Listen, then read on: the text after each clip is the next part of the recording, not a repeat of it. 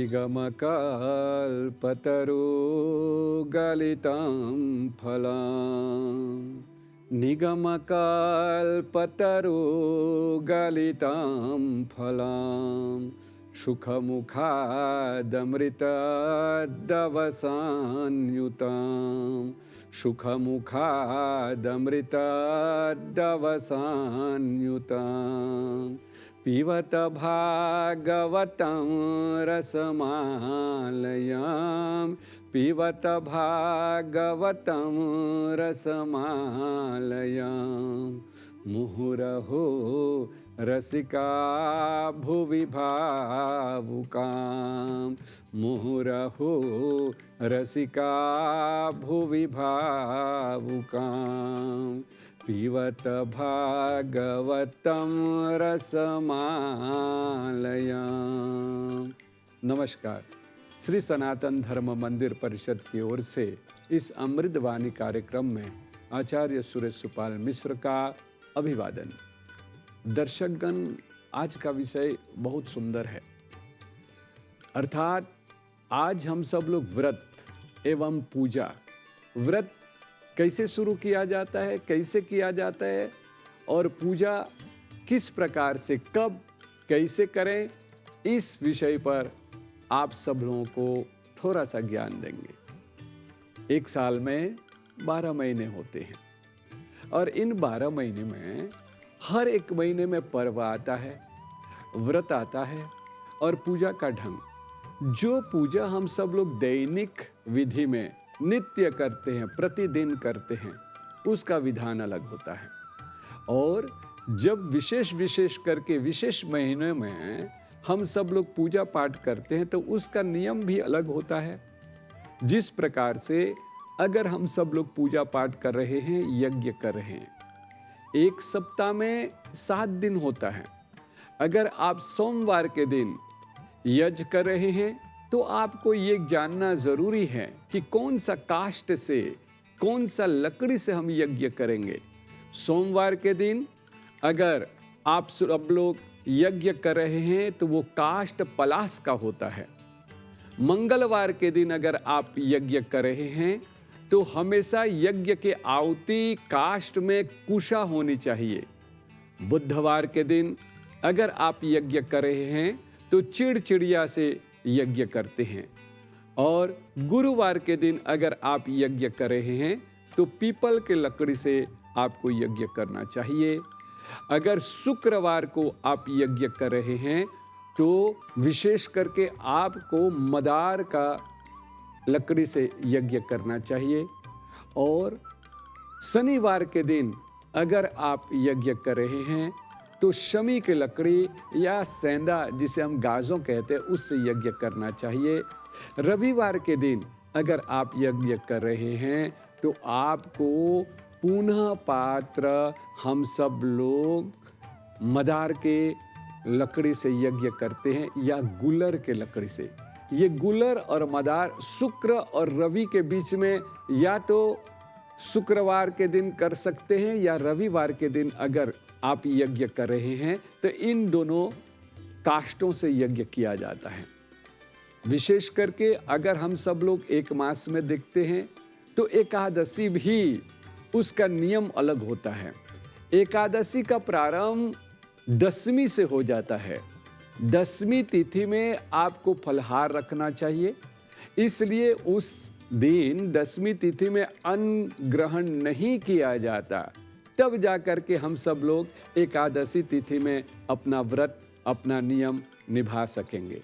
उसी प्रकार से अगर एक मास में आप सब लोग देखते हैं कि हम सब लोग कृष्ण पक्ष और शुक्ल पक्ष के मास होता है। कृष्ण पक्ष में हम विशेष करके मासिक शिवरात्रि मनाते हैं और अमावस्या का तिथि होता है। और शुक्ल पक्ष में हम सब लोग एकादशी के बाद जो मनाते हैं वो पूर्णिमा। इन सब विषयों पर विशेष ध्यान दिया जाता है, क्योंकि अगर कृष्ण पक्ष के मासिक शिवरात्रि करते हैं तो उसका विधान अलग होता है, क्योंकि 12 महीने में हर महीने में एक मासिक शिवरात्रि आती है, उसका पूजा का विधान अलग होता है। और महाशिवरात्रि एक साल में एक बार आता है। महाशिवरात्रि का विधान अलग है, मासिक शिवरात्रि का विधान अलग है।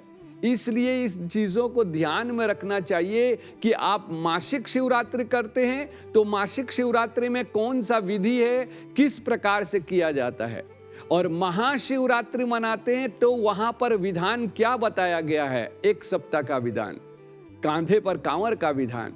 जबकि मासिक शिवरात्रि में यह विधान नहीं है, लेकिन महाशिवरात्रि में इसका विधान अलग है। इन चीजों पर ध्यान जरूर देना चाहिए, इन व्रतों पर ध्यान बहुत देना चाहिए। और विशेष करके पूजा भी करते समय ये जान रखना चाहिए। इसीलिए पंचांग बनाते हैं, क्योंकि व्रत तिथि से गुजरता है, हर एक तिथि का महत्व होता है।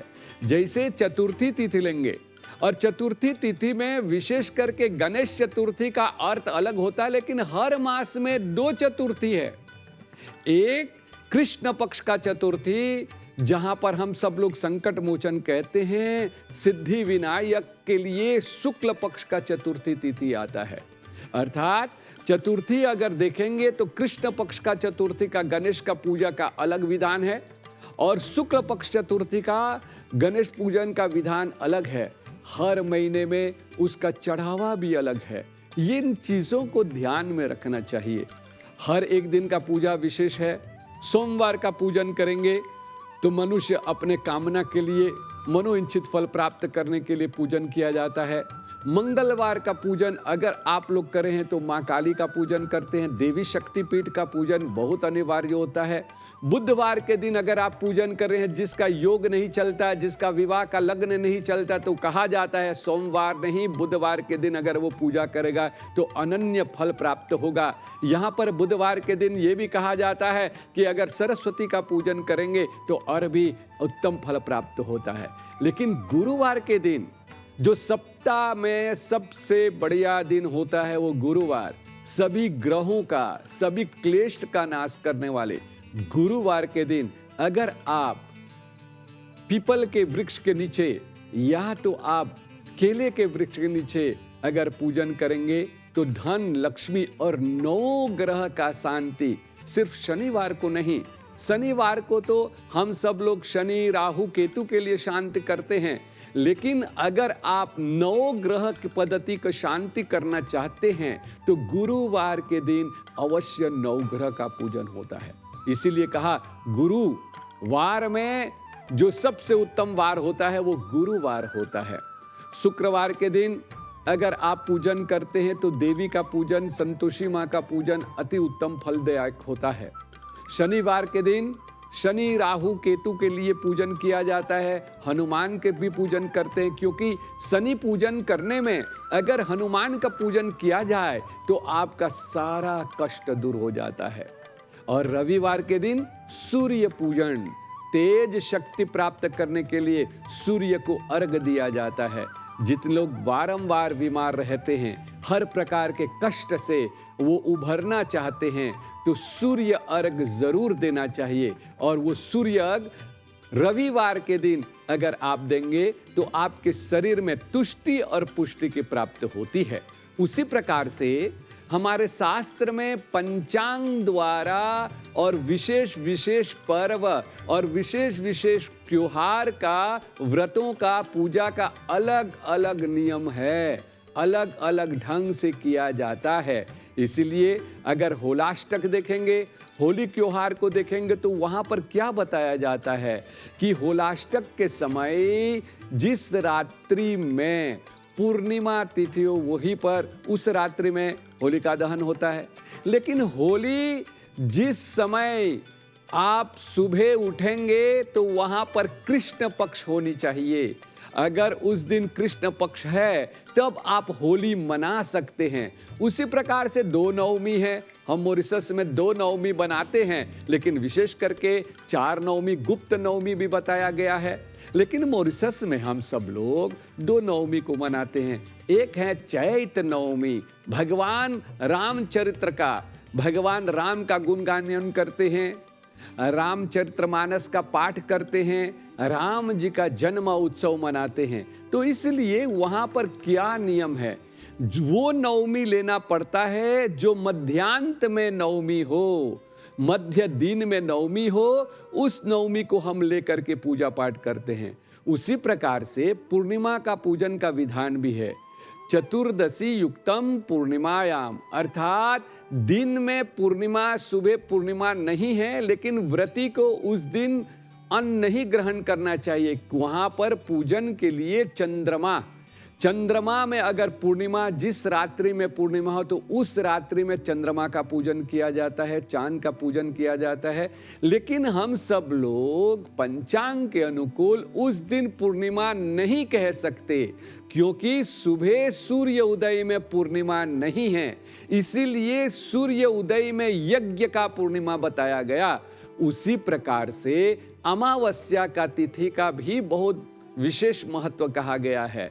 अमावस्या तिथि में लक्ष्मी पूजन, दीपावली, रात्रि में अगर अमावस्या है तो उस रात्रि में हम सब लोग दिवाली का मनाते हैं, दिया जलाते हैं, क्योंकि रात्रि का समय में अमावस्या होनी जरूरी है। और सूर्य उदय में, अमावस्या में पितरों का पूजन किया जाता है, तर्पण किया जाता है, यज्ञ किया जाता है। इसी प्रकार से हर व्रत का एक नियम होता है, हर व्रत का एक संयम होता है, पूजा का विधान भी उसी प्रकार से कहा गया है। अगर आप कृष्ण पक्ष में, जहां पर हम सब भगवान श्री कृष्ण का जन्माष्टमी मनाते हैं, अब जन्माष्टमी मनाने के लिए क्या देखा जाता है? सूर्य उदय नहीं। यहां पर आपको क्या देखना है कि रात्रि में, मध्याह्न रात्रि में अष्टमी तिथि है या नहीं। अगर जिस रात्रि में अष्टमी तिथि नहीं है, उस रात्रि में हम जन्माष्टमी नहीं मना सकते। इसीलिए हमारे पूजा व्रत में एक नियम और संयम बहुत जरूरी है। ये जानना चाहिए, ऐसी बात नहीं जब आप चाहें, जैसे भी चाहें, जो भी चाहें आप पूजा कर लेते। ठीक है, पूजा करते हैं मन के शांति के लिए, किसने कहा ठीक नहीं है। लेकिन जब आप व्रत करते हैं, जब व्रत का उद्यापन करते हैं, तो उस समय में आपको ये ज्ञात होनी चाहिए कि कौन से तिथि में हम क्या करते हैं और कौन से तिथि में कौन सी पूजा करनी चाहिए और पूजा का फल कैसे प्राप्त हो और किस लिए पूजा कर रहे हैं। जिस चीज के लिए पूजा करते हैं उस चीज के मुताबिक आपको पूजन करना चाहिए, तब जा करके फल का प्राप्त होता है। अन्यथा पूजा तो दैनिक होता है, जो आपको अच्छा लगे, जिसमें आपके भावना हो, जो प्रेम हो, जो श्रद्धा हो, भक्ति हो, उस भावना से पूजा करेंगे तो और भी उत्तम होता है। लेकिन नियम याद रखना चाहिए, पंचांग जानना चाहिए। इसलिए हम सभी लोग गुरु का वंदन करते हैं और गुरु के आज्ञा के अनुकूल अगर आप पूजा पाठ करेंगे तो उसमें आपको फलित होगा, जो मनो वन फल प्राप्त होगा उस नियम के आधार से। तो यही कामना करते हैं कि आप सब लोग भी जब भी जो भी पूजा करेंगे ये ध्यान रखेंगे कि कौन सा पूजा किस प्रकार से किया जाता है, ताकि आपको शुभ फल प्राप्त हो। सर्वे भवन्तु सुखिना, सर्वे सन्तु निरामया, सर्वे भद्राणि पश्यन्तु, मा कश्चित् दुःखभाग् भवेत्। ओम शांति शांति इति शुभम्।